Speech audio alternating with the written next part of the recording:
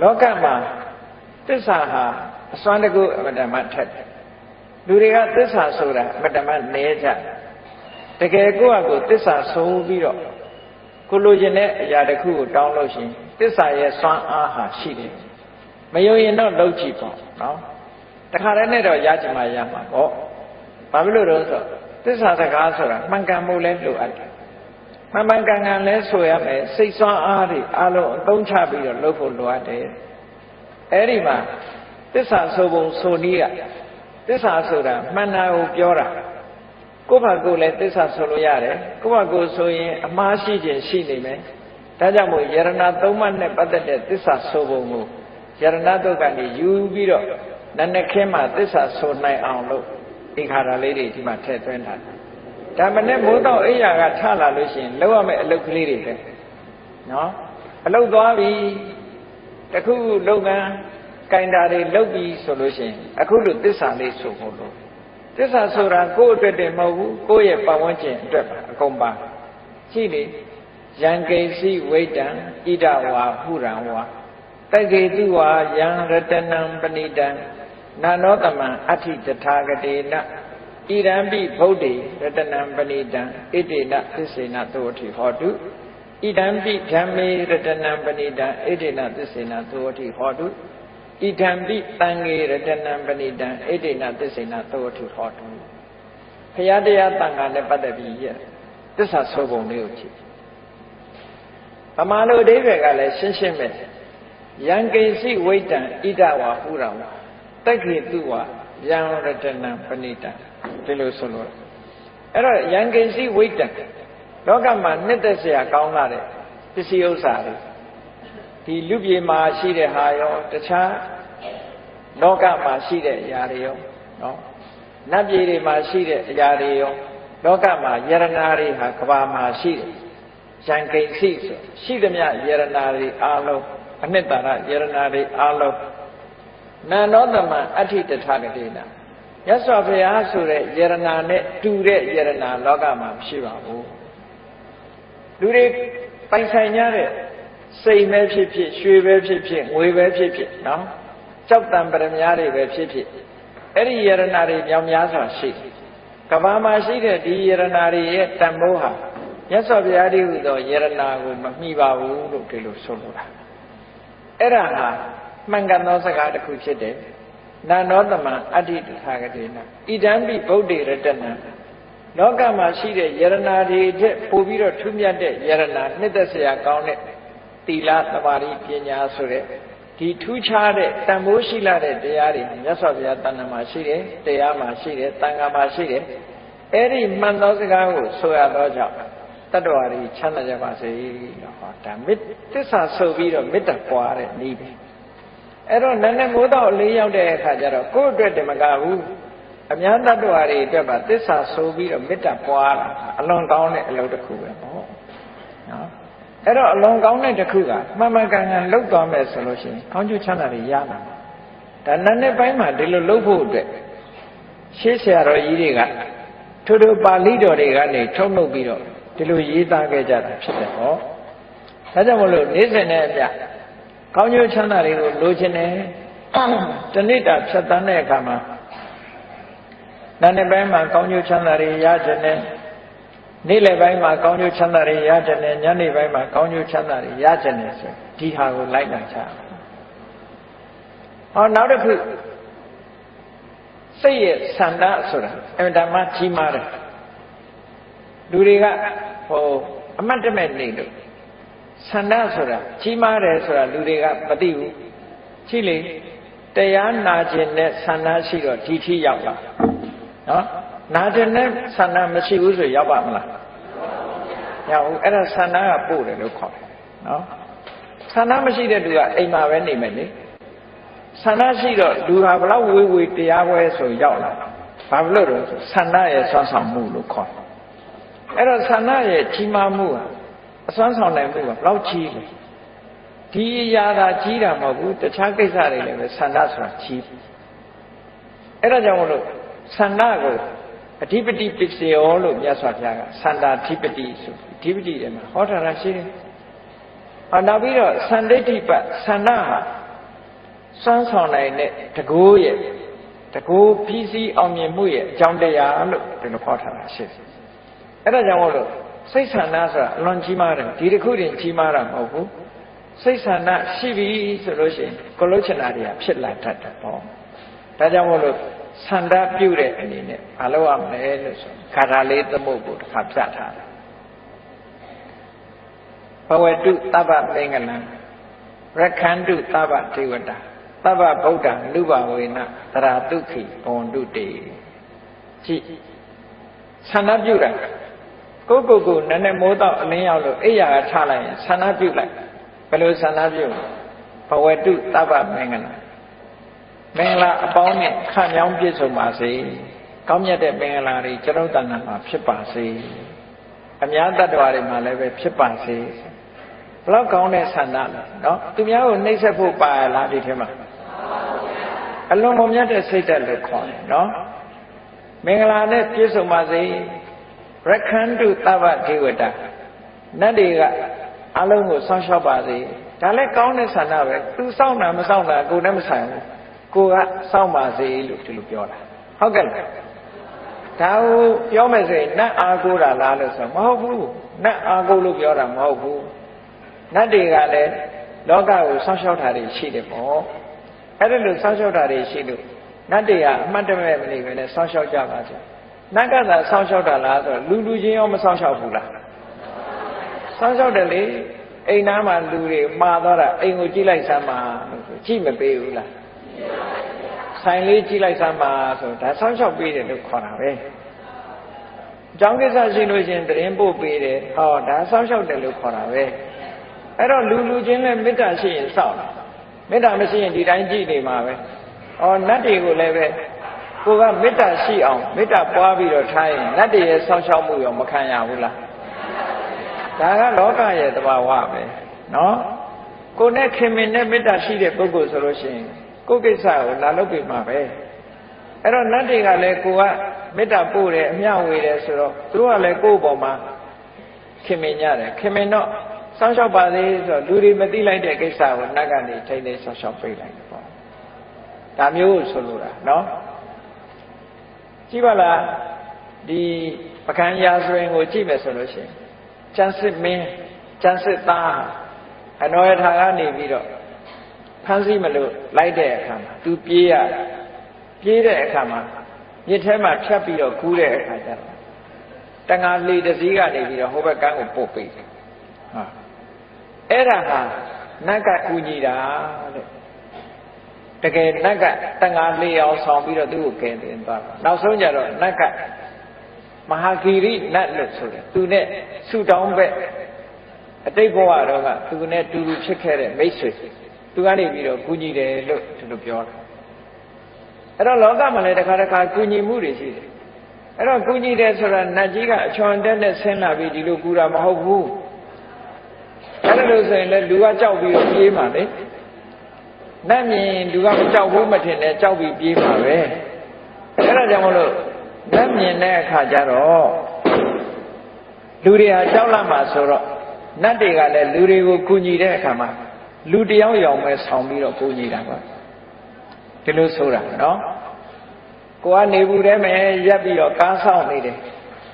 ဘာစကားကမလာနိုင်ဘူးသွားချင်နေတယ်သို့တော့အနန္တဖြတ်သွားတဲ့ကားတစ်စီးကလူကြုံလို့တင်သွားတယ်ဆိုတာတွေရောမကြုံတတ်ဘူးလားအေးနတ်ကမှားတယ်ဆိုတာတခါတည်းအဲ့ဒါမျိုးလို့ပြောတာနော်ကိုသွားခြင်းတဲ့ကိစ္စတခုကိုလုံးချင်တာလေးတခုဟာတခါတလေရှော့ရှော့ဆူယူနဲ့ကုညီပဲလူနဲ့သိသည်ဖြစ်စေမသိသည်ဖြစ်စေကိုကုညီသွားတဲ့လူတွေနဲ့ကြုံတတ်တယ်ပေါ့အဲ့ဒါကြောင့်မလို့ရက္ခန္တုသဗ္ဗဒေဝတာနတ်တွေကစောင့်ရှောက်ပါစေကုညီပါစေသဗ္ဗဗုဒ္ဓလူဘဝေနသရတုခိဘဝန္တုတေဘုရားကိုအာယုံပြုပြီးတော့ရလိုက်တဲ့ကုသိုလ်တွေဟာချမ်းသာဒုက္ခကိုပေးနိုင်တယ်ကုသိုလ်အမှချမ်းသာဒုက္ခကိုပေးနိုင်တယ်ဒါကြောင့်မို့ဘုရားကိုအာယုံပြုတယ်ဘုရားကိုအာယုံပြုလို့ဖြစ်ပေါ်လာတဲ့ကုသိုလ်စိတ်တွေကိုယ်ရင်နဲ့နှလုံးထဲမှာဖြစ်လာတယ်အဲ့ဒီကုသိုလ်တရားတွေကလူတွေရဲ့တဏ္ဍာမှာချမ်းသာဒုက္ခကိုဖြစ်ပေါ်စေတယ်ဒါကကုသိုလ်ကမှချမ်းသာဒုက္ခကိုဖြစ်စေတယ်ဆိုတာဒါအမှန်ပဲ ကုသိုလ်ဆိုတာအနဝိဇ္ဇဒုက္ခဝိပါကလက္ခဏာအပြစ်ကင်းပြီးတော့ချမ်းသာဒုက္ခကိုဖြစ်စေတတ်တယ်ကုသိုလ်အဲ့ဒါကြောင့်မလို့ကုသိုလ်ကောင်းမှုဆိုတာလောက်ကြဘုရားကိုအာယုံပြုလိုက်လို့ရလာတဲ့ကုသိုလ်တရားကိုအာယုံပြုလိုက်လို့ရလာတဲ့ကုသိုလ်တန်ခါကိုအာယုံပြုလိုက်လို့ရလာတဲ့ကုသိုလ်အဲ့ဒီကုသိုလ်ရဲ့စွမ်းအားကြောင့်ချမ်းသာကြပါစေဒီလိုဆိုတာအဲ့တော့အဲ့ဒါလို့ဘုရားတရားတန်ခါမနဲ့မိုးလင်းတဲ့အချိန်လေးမှာဘုရားတရားတန်ခါယရဏသုံးပါးကိုအာယုံပြုလိုက်မယ်ဆိုရင်မင်္ဂလာတွေလည်းဖြစ်လာမယ်နတ်တွေကလည်းကိုယ်ဆောက်ရှောက်လာမယ်ချမ်းသာဒုက္ခဆိုတာလည်းရလာနိုင်တယ်လို့အကြောင်းတရားတွေကိုပြောပြမလို့ရင်တော့မရဘူးပေါ့နော်ကိုယ်တဏ္ဍာမှာကောင်းကျိုးချမ်းသာကိုလိုချင်ရင်ကောင်းကျိုးချမ်းသာရခြင်းရဲ့အကြောင်းကိုလုပ်ရဒါကတော့သဘာဝပဲလေဒါကတော့သဘာဝမလုပ်လို့ကတော့ဘာမှမရဘူးဆိုတာသိချတာပေါ့အဲ့တော့လှုပ်ထားကြောင့်ရနိုင်တဲ့အလုပ်မျိုးကိုလုပ်ချတာဟောနောက်တစ်ခုကျတော့ဘာလို့ဆိုဘုရားကိုအာယုပြုတဲ့သဘောမဟာကရုဏိကောနာထောဟိတယသဗ္ဗပါဏိနာပုရိတဝပါရမီတဗ္ဗပတ်တော်တံဘောဓိမုဒ္ဓမဘုရားကိုအာယုပြုလိုက်တယ်ဘုရားတတ္တဝါတွေဒုက္ခရောက်နေတာကိုအမှန်တမ်းသနာတယ်ဒုက္ခရောက်နေတယ်ဆိုတာရှိနော်ဒုက္ခရောက်တယ်ဆိုတာလူတွေကထင်တယ်လူတိုင်းဒုက္ခမရောက်ဘူးလို့ထင်တယ်ဟုတ်တယ်မရောက်တဲ့ဒုက္ခမရောက်ဘူးသို့တော့လူတိုင်းရောက်နေတဲ့ဒုက္ခကိုသိရလားလူတိုင်းဒုက္ခဘာရောက်နေတယ်ဆိုရင်တနေ့ပြီးတနေ့အိုးလာတဲ့ဆရာဒုက္ခနာတဲ့ဗျာတိဒုက္ခသိတဲ့မရဏဒုက္ခလူတိုင်းမရောက်ဘူးလားအဲ့ဒါကတဘဝလားဘဝပေါင်းမြောက်များစွာလားအဲ့ဒီဒုက္ခကဘာလူမျိုးဖြစ်ဖြစ်ဘာဘာသာဝင်ဖြစ်ဖြစ်နော်လူရလာတာနဲ့တပြိုင်နက်အိုခြင်းဆင်းရဲနာခြင်းဆင်းရဲသိခြင်းဆင်းရဲကလွတ်တဲ့လူရှိရမယ်အဲ့တော့လူတွေဟာအလုံးဒုက္ခရောက်နေကြတာအဲ့ဒါသနာစရာအကောင်းဆုံးပဲပေါ့ဒီပြင်ဒုက္ခဆိုတာရောက်ချင်မှရောက်တယ်လေစာဝနေမပြေလဲတာလူတိုင်းမဟုတ်ဘူးစီးပွားရေးမပြေလဲတာလည်းလူတိုင်းမဟုတ်ဘူးလူတိုင်းဖြစ်နေတဲ့ဒုက္ခကအိုခြင်းဆင်းရဲနာခြင်းဆင်းရဲသိခြင်းဆင်းရဲပဲအဲ့ဒါကနေရှောင်လွဲလို့မရဘူးအဲ့ဒါတွေကိုမြင်ပြီးတော့မြတ်စွာဘုရားကဒီအိုခြင်းဆင်းရဲနာခြင်းဆင်းရဲသိခြင်းဆင်းရဲတွေကလွတ်တဲ့နိလန်းကိုရရှိဖို့ဆိုပြီးတော့အမတမကရုဏာကြီးမားတဲ့မြတ်စွာဘုရားဟာပါရမီတွေကိုဖြည့်ကျင့်ပြီးတော့ထိုအိုခြင်းဆင်းရဲနာခြင်းဆင်းရဲသိခြင်းဆင်းရဲကလွတ်မြောက်ကြောင်းဖြစ်တဲ့တရားသူတရားမြတ်ကိုသိအောင်ကြိုးစားခဲ့လို့ဘုရားဖြစ်သူရောက်သွားတယ်အဲ့ဒါဟာမှန်ကန်သောစကားတစ်ခုပဲလုံးဝလွဲမှားခြင်းမရှိဘူးအဲ့ဒီမှန်ကန်သောစကားကိုဆိုရခြင်းကြောင့်အာလုံးတ attva တွေချမ်းသာကြပါစေလို့ဒါလည်းသစ္စာဆိုပြီးတော့မေတ္တာပို့တဲ့သဘောပဲနော်ဟောနောက်တစ်ခုကဘာပြောတော့ဆိုလောကလူတွေကဘယ်ကိစ္စဖြစ်ဖြစ်အောင်မြင်ကြတာအောင်မြင်တယ်ဆိုတာ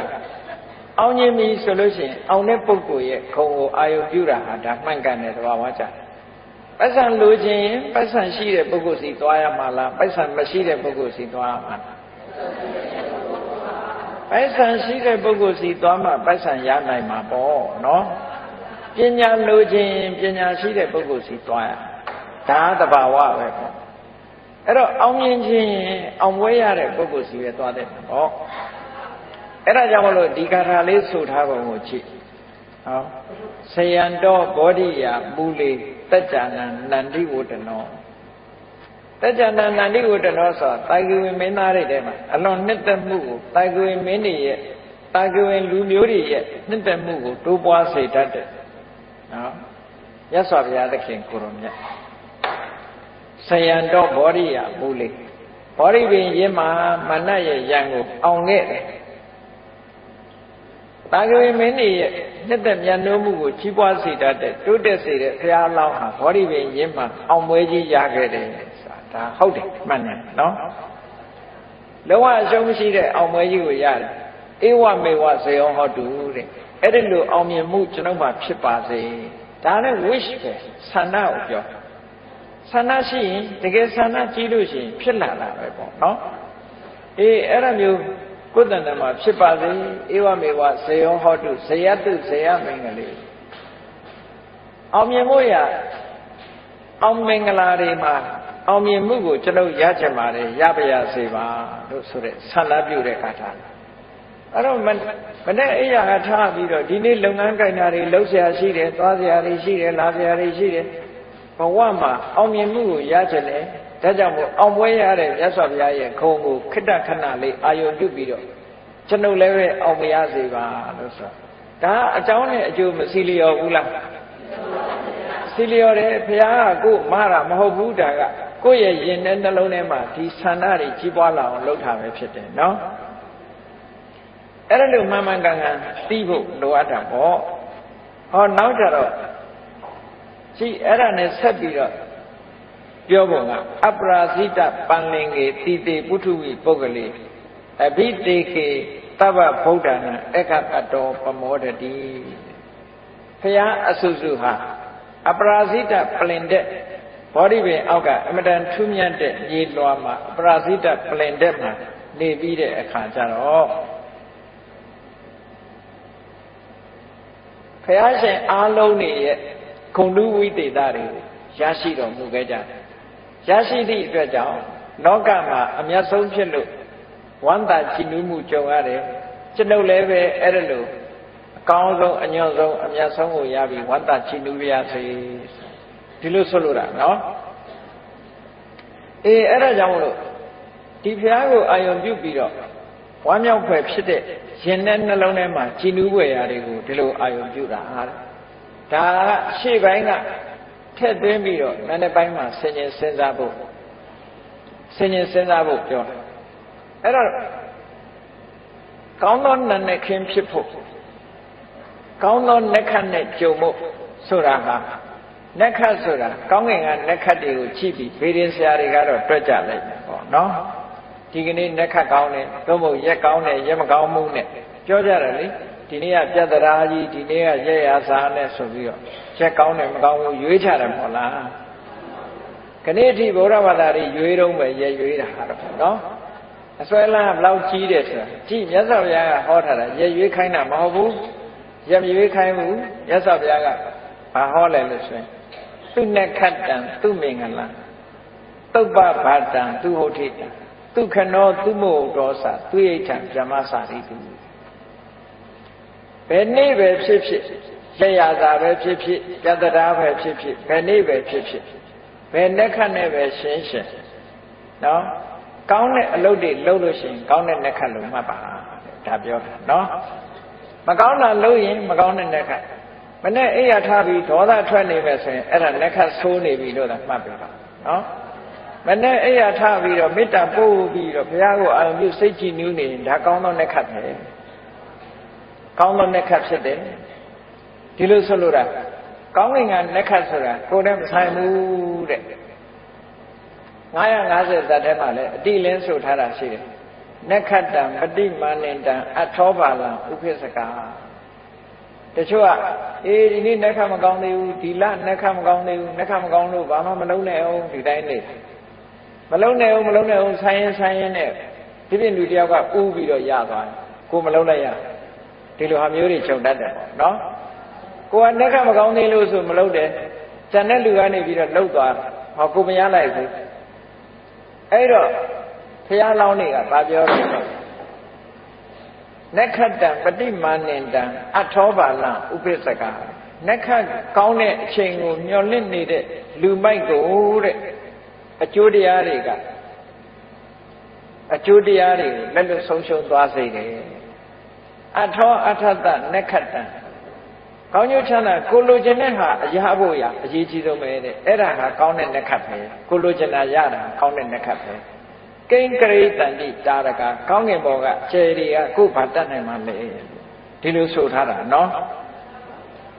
အဲ့ဒါကြောင့်မလို့ပုဗ္ဗန္နတုတ်မှာမြတ်စွာဘုရားဟောထားတဲ့အတိလင်းနတ်နဲ့ခင်းပါတဲ့အပြစ်ကင်းတဲ့အတွေးတွေတွေးမယ်အပြစ်ကင်းတဲ့အပြောတွေပြောမယ်အပြစ်ကင်းတဲ့အလုပ်တွေကိုလုပ်မယ်ဆိုလိုတာကနတ်နဲ့ခင်းမှာ ကာယတုစရိုက်ဝစီတုစရိုက်မနောတုစရိုက်ဆိုတဲ့အကျင့်တရားတွေကျင့်ကြံကြုတ်ကိုအားထုတ်မယ်ဆိုရင်အဲ့ဒီနန္ဒခင်းဟာကောင်းသောနန္ဒခင်းမှာနေ့လက်ခင်းမှာကောင်းတာပြောတယ်ကောင်းတာတွေးတယ်ကောင်းတာပြောတယ်ကောင်းတာလုပ်တယ်ဆိုလို့ရှိရင်လေကောင်းတဲ့နေ့လက်ခင်းဖြစ်ပါတယ်ညနေခင်းမှာလည်းပဲအပြစ်ကင်းတဲ့အတွေးတွေတွေးတယ်အပြစ်ကင်းတဲ့စကားတွေပြောတယ်အပြစ်ကင်းတဲ့အလုပ်တွေလုပ်လို့ရှိရင်ကောင်းသောညနေခင်းဖြစ်ပါတယ်ဒီလိုဆိုလိုတာနော်အဲ့ဒါကြောင့်မလို့ကောင်းတာလုပ်တဲ့ပုဂ္ဂိုလ်ဖို့ဟာဘယ်တော့ဖြစ်ဖြစ်လက်ခတ်ကအကောင်းမယ်တဲ့အဆိုးမရှိဘူးသို့တော့လူတွေကအကောင်းအဆိုးဆိုတာလက်ခတ်ကိုပဲသွားရှာတယ်ကိုယ့်ရင်ထဲကဟာကိုတော့မေ့နေတယ်စဉ်းစားကြည့်ကိုယ့်အကိုယ်တဏ္ဍာမှာဖြစ်နေတဲ့လောဘတွေဒေါသတွေမာမနတွေအိတ်တာတွေကိုတော့အကောင်းထင်နေကြတာနော်အဆိုးကအဲ့ဒါအပင်ငရဲချတာသူတို့ကချတာနော်ဘယ်သူကမှကိုယ်လာဆွဲမခေါ်ဘူးဆွဲခေါ်သွားတာကကိုယ်ရင်ထဲဖြစ်တဲ့လောဘဒေါသတွေဆွဲခေါ်သွားတာလေကြည့်ကြည့်လောကမှာလူဆိုးဖြစ်တဲ့ဒီရာဇဝမှုကိုကျူးလွန်တယ်ဆိုတဲ့လူတွေဟာဘယ်သူကသူ့ကိုကျူးလွန်ခိုင်းတာလဲသူ့စိတ်ကပဲကျူးလွန်တာမဟုတ်လားသူ့တဏ္ဍာမှာဖြစ်တဲ့အကုသိုလ်တရားတွေကဒီအလုပ်တွေကိုလှုပ်စေတာခံရတော့ဘယ်သူခံရလဲသူပဲခံရတာပဲလေအဲ့ဒါကြောင့်မို့လို့ကိုယ်ရင်ထဲမှာဖြစ်တဲ့အရာတွေဟာကိုယ်စိတ်ထဲမှာဖြစ်တဲ့မကောင်းတဲ့သဘောထားတွေခဏမှကြောက်စရာကောင်းတယ်အပင်ငရဲဆိုတာပြင်မဲ့ကလာမချဘူးကိုယ်ကချနော်ကိုယ်ရင်ထဲမှာဖြစ်တဲ့လောဘဒေါသမောဟဆိုတဲ့ဒီတရားတွေကအပင်ကိုချတာဘယ်လိုလုပ်အပယ်ချတော့ဆိုကိုယ်စိတ်ထဲမှာဖြစ်ရင်ကိုယ်ပဲခံမှာလေဒီနေရာမကြည့်နဲ့ကိုယ်ရုပ်ခန္ဓာကိုယ်ကြီးမှာဖြစ်တဲ့ယောဂဝေဒနာဘယ်သူခံရတာတော့ဟုတ်တယ်လေဆေးရုံသွားစမ်းလိုက်လို့ HIV positive ဆိုရင်ဘယ်သူခံရမှာတော့စီပိုးဘီပိုး positive ဆိုလဲကိုယ်ပဲခံရမှာပဲဟုတ်တယ်မလားကိုယ်ထဲမှာဖြစ်တယ်အဲ့ဒါကြတော့လူတွေကကြောက်တယ်လေအဲ့ဒါလူတွေကြောက်တယ်ပြီးတဲ့ကြောက်စရာကောင်းတာဘာလို့ဆိုရင်ကိုယ့်ရဲ့စိတ်အစဉ်ထဲမှာ mental process တွေမှာဖြစ်နေတဲ့ positive တွေကပိုကြောက်စရာကောင်းတယ်စိတ်ထဲမှာဖြစ်နေတဲ့လောဘစိတ်ထဲမှာဖြစ်တဲ့ဒေါသစိတ်ထဲမှာဖြစ်တဲ့မောဟအိတ်တာတွေမာမနာတွေဒါတွေကပိုကြောက်စရာကောင်းတယ်ဒါတွေကသွားဆန်းလိုက်တဲ့ positive ဖြစ်နေဟုတ်ကဲ့အပင်ငရဲချတာသူတို့ကချတာ HIV ကလည်းပဲအပင်ငရဲမချဘူးစီပိုးဘီဘွားကလည်းအပင်ငရဲမချဘူးရုပ်ခန္ဓာမှာဖြစ်တဲ့ယောဂဝေဒနာဆိုတာဒီဘဝတစ်ခါပဲသိမှာဘယ်သူမှနှစ်ခါသိတဲ့လူမရှိဘူးယောဂမရှိတဲ့လူရောမသိဘူးလားသိတာပေါ့သူကတော့အရင်သိချင်းသိသွားတာတစ်ခါတည်းယောဂရှိတဲ့လူကတမြင်းမြင်းနဲ့မသိတဲ့လူကရှိသေးတယ်နော်ယောဂရှိလဲတူတူပဲမရှိလဲတူတူပဲသိမှဟာတူတူပဲသိတာရှိပဲတဘဝမှာတစ်ခါပဲသိချတာပဲနော်အဲ့တော့တကယ်ကြောက်စရာကောင်းတာကရုပ်ခန္ဓာမှာဆွဲကပ်တဲ့ယောဂမဟုတ်ဘူးစိတ်မှာဆွဲတဲ့ယောဂကြောက်စရာကောင်းတာအဲ့တော့ကိုယ်တဏ္ဍာမှာလောဘတွေဒေါသတွေမောဟတွေဒါတွေကိုနည်းအောင်ဂရုစိုက်တာဆိုလို့တယ်နော်အဲ့ဒါလို့ဆိုလို့တာအဲ့ဒါလို့လောဘဒေါသမောဟတွေနည်းအောင်ကြိုးစားတဲ့အချိန်ဟာသူ့နဲ့ခတ်တန်ကောင်းသောနဲ့ခတ်ပဲတဲ့ကိုယ်သူ့မင်္ဂလာရှိဆုံးအချိန်ပဲတဲ့အဲ့ဒီအချိန်နော်စိတ်ဆိုးနေတဲ့အချိန်ဟာမင်္ဂလာမရှိဆုံးအချိန်ပဲလို့ဒီလိုမှတ်တာစိတ်မဆိုးဘူးမေတ္တာဘာဝနာပွားနေတယ်တယောက်နဲ့တယောက်သိမြင်များရှိနေတယ်မိတ်ဆွေပဲပြတ်ဘူးဆိုရင်ကောင်းမင်္ဂလာရှိတဲ့အချိန်တစ်ခုပဲလို့ဒီလိုမှတ်သုပ္ပခါတံဘုရားတရားသံဃာကိုအာယုံပြုပြီးတော့နိုးလာလို့ရှိရင်ကောင်းသောမိုးတောက်ခြင်းနဲ့ကောင်းသောနနက်ခင်းဖြစ်လာတယ်သူဝုဋ္ဌိတအိယာကနိုးထလာတဲ့အခါနော်နှုတ်ခမ်းကြီးစူပြီးတော့နိုးထတာမဟုတ်ဘူးအများတတ္တဝါတွေချမ်းသာကြပါစေဆိုတဲ့အတွေးလေးနဲ့နိုးထလာရင်ဒါအကောင်းဆုံးအိယာကထခြင်းပဲဖြစ်တယ်ပေါ့အဲ့ဒါလို့နေ့စဉ်နဲ့မြတ်ကိုယ့်ဘဝမှာအကောင်းဆုံးမိုးတောက်ချိန်ဖြစ်ဖို့နဲ့အကောင်းဆုံးအိယာကထခြင်းဖြစ်အောင်မကြိုးစားသင့်ဘူးလားကြိုးစားရမှာဒါတွေကိုဖြစ်အောင်ကြိုးစားနော်အဲ့ဒါလို့ကြိုးစားဖို့ဆိုလိုတာဒါတွေကဘာတဲ့အရေးကြီးတော့ဆိုရိတ်တာသွားပြီးတရားဝင်ဖို့တဲ့အရေးကြီးတယ်နေ့စဉ်လုပ်နေတဲ့အလုပ်တွေကဟုတ်ကဲ့လားကိုယ်အိမ်မှာနေထိုင်ရင်းနဲ့ကောင်းသောမိုးတောက်ဖြစ်ဖို့ကောင်းသောနှက်ခတ်နဲ့ကြုံတဲ့အချိန်ပိုင်းဖြစ်ဖို့ကောင်းတဲ့မင်္ဂလာရှိတဲ့အချိန်ဖြစ်ဖို့ရာဘုဒ္ဓနာမှာကောင်းတဲ့စိတ်ဓာတ်တွေဖြစ်နေအောင်ကြိုးစားရမယ်မေတ္တာပွားနေမယ် အစင်မပြေတဲ့သူတွေကရုဏာထားမယ်အစင်ပြေတဲ့သူတွေပေါ်မှာမုဒိတာပွားမယ်ဆိုရင်ဒါအမှန်တမ်းကောင်းမြတ်တဲ့စိတ်တွေလို့ဒီလိုပြောတာနော်အဲ့ဒါလို့နေလို့ရှိရင်ဒုက္ခနောသူမှုဟုတ်တော်စာမေတ္တာပို့တဲ့အချိန်လေးကုသိုလ်ရတဲ့အချိန်လေးဟာအကောင်းဆုံးအချိန်လေးပဲအကောင်းဆုံးအချိန်ပိုင်းလေးအဲ့ဒါလို့အကောင်းဆုံးအချိန်ပိုင်းကလေးတွေကိုယ်တဏ္ဍာမှာအများကြီးဖြစ်လာအောင်လုပ်ဖို့လိုအပ်တယ်ဒီလိုဆိုလိုတာသူရိဋ္ဌံဗြဟ္မစာရိတုအချင်းစာရိတ္တကောင်းတဲ့ပုဂ္ဂိုလ်တွေကိုပေါ်မှာဒါနကောင်းမှုလုပ်တဲ့အချိန်လေးဟာကိုယ့်အတွက်အကောင်းဆုံးအချိန်လေးပဲဟောဒါကမြတ်စွာဘုရားဟောတဲ့အခါထာကောင်းသောနနခင်ဆိုတဲ့အဓိပ္ပာယ်ရအောင်မြတ်စွာဘုရားဟောတာအဲ့တော့အတူချုပ်ပြောလိုက်မယ်ဆိုလို့ရှိရင်လူတွေမှာလှုပ်ရှားမှုနဲ့လှုပ်ရှားမှုလှုပ်ဆောင်မှုကဘယ်နှခုရှိတော့ဆိုရင်စိတ်နဲ့တွေးတာလည်းပဲစိတ်နဲ့လှုပ်တယ်လို့ခေါ်တယ်မနောကံလို့ခေါ်တယ်ကိုနှုတ်ကနေပြောတာကြတော့ဝစီကံလို့ခေါ်တယ်ကိုယ်ဒီလက်ရောက်လှုပ်တာကြတော့ကာယကံလို့ခေါ်တယ်စိတ်ထဲကနေပြီးတော့ဒီတောင်းတတာကိုကြတော့ပဏိတိလို့ခေါ်တယ်အဲ့ဒါတွေဟာကုသိုလ်နဲ့ရှင်ပြီးတော့လုပ်မယ်ဆိုပါတော့ကာယကံအနေနဲ့ကောင်းတဲ့ကာယကံနဲ့ဘယ်လိုလုပ်တုံးဆိုအရာထဲမှာကိုလမ်းလျှောက်သွားတာပဲဖြစ်စေလမ်းလျှောက်သွားရင်ကနေပြီးတော့ဘယ်သူမှခလုံးမထီစူးမကြီးကြပါစေနဲ့ခဲလေးတွေဖယ်သွားတယ်ဆူးလေးတွေဖယ်သွားတယ်လောက်တာလောက်ပုံပြောတာအသေးစိတ်ကစပြီးတော့နော်ကာယကမေတ္တာတွေထားတယ်နှုတ်ကလည်းဝစီကမေတ္တာတွေထားတယ်